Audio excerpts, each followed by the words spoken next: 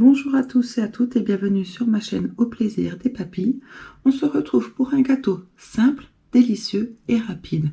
Le gâteau qui pleure, c'est à base d'une génoise au chocolat, surmontée d'une chantilly et de son glaçage au chocolat également. Donc ne perdons pas de temps et passons tout de suite à la recette et au procédé. Commençons par les ingrédients de notre première couche du gâteau. Donc vous aurez besoin de 2 œufs, 85-85 g de sucre, un sachet de sucre vanillé ainsi qu'un sachet de levure chimique, 140 g de farine, 15 g de cacao en poudre, 6 centilitres d'huile neutre, 6 centilitres de lait. Donc nous allons dans un premier temps mélanger nos œufs avec le sucre vanillé ainsi que notre sucre nature et nous allons mélanger jusqu'à obtenir une préparation mousseuse et qui a blanchi.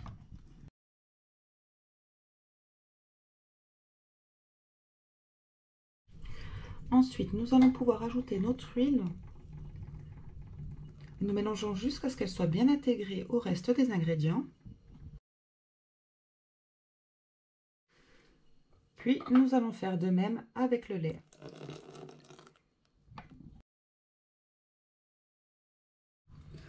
Enfin, à l'aide d'un tamiseur de préférence, c'est vraiment pour éviter les grumeaux dans votre pâte, nous allons ajouter toutes les parties solides.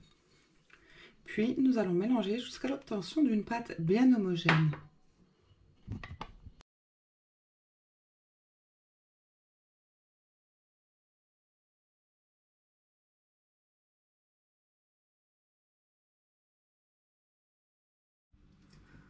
Ensuite, vous allez beurrer et fariner un moule de 23 cm environ.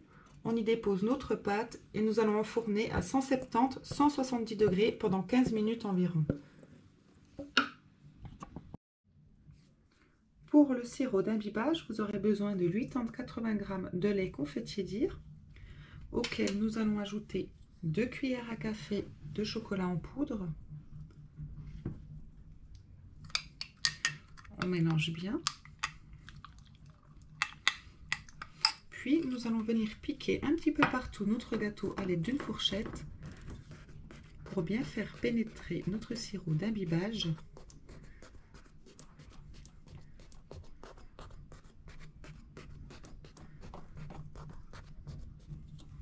Et nous allons tout simplement verser dessus.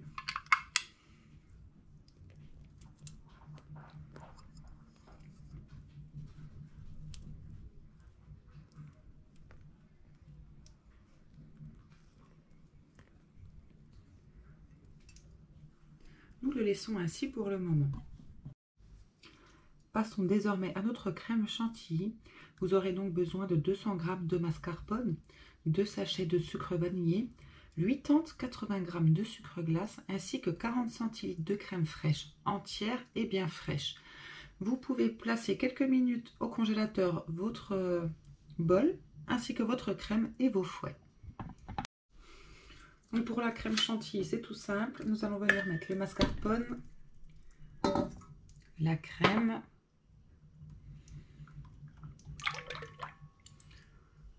nos 2 sachets de sucre vanillé,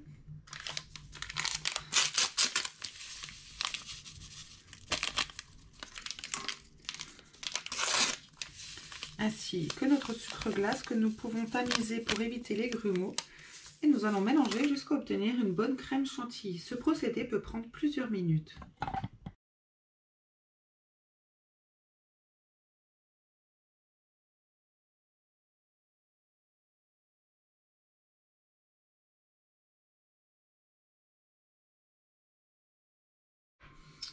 Une fois que notre chantilly est prête, nous allons tout simplement venir l'étaler sur notre gâteau.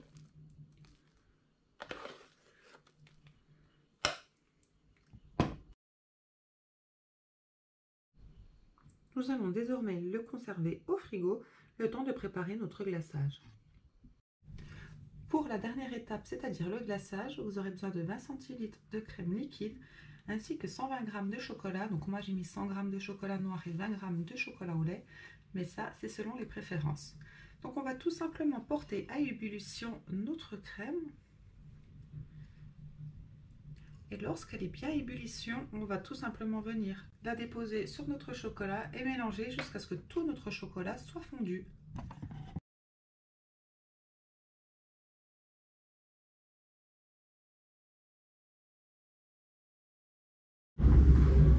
Donc ensuite, pour terminer ce gâteau, nous allons ressortir du frigo la première partie.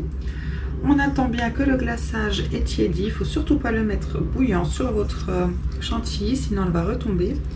Nous allons tout simplement venir verser dessus. Puis nous allons le placer au frigo pour 4 heures minimum.